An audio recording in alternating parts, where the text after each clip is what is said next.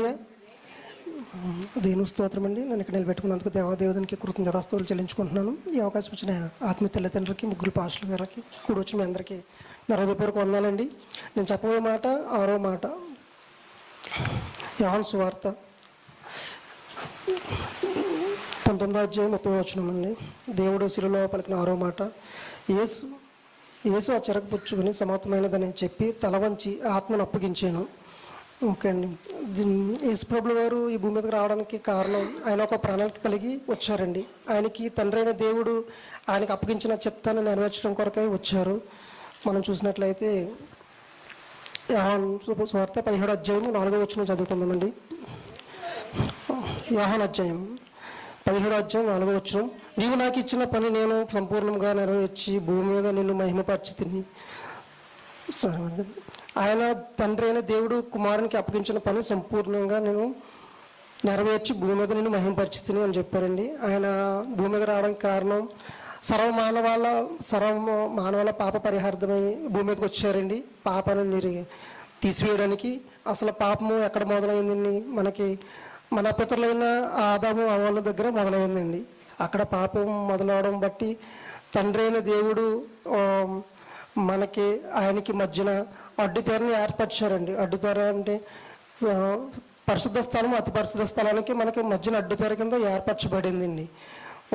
ఆ ప్రజలందరూ బయట సన్నిధి బయట ఉండేవారు. పరిశుద్ధ స్థలంలోనేమో యాజకులు ఉండేవారు, అతి పరిశుద్ధ స్థలంలోనేమో ప్రధాన యాజకుడు ఉండేవారండి.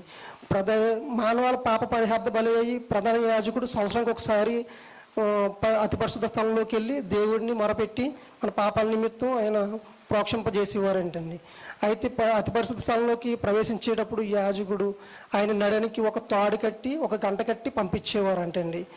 ఆయన లోపలికి వెళ్ళిన తర్వాత ఆయన బ్రతుకున్నంత సేపు గంట మోగేదంటండి. గంట మోగలేనంత సేపు ఆయన చనిపోయారని అర్థం. ఆ తాడు కట్టి ఆయన బయటికి లాగేసేవారంటండి.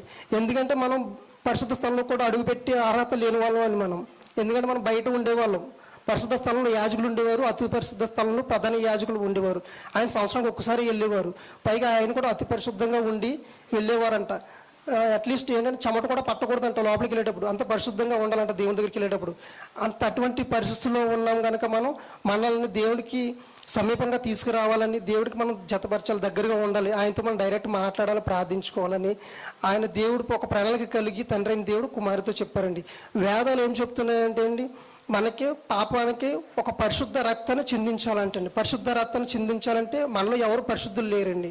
ఈ భూమి మీద పుట్టిన ప్రతి మానవుడు ఏంటి, జంతువు ఏంటి, పక్షులు ఏంటి, ఏ చూసుకున్నా సరే ప్రతి జీవరాశికి కూడా పాపంతోనే మొదలవుతుందండి.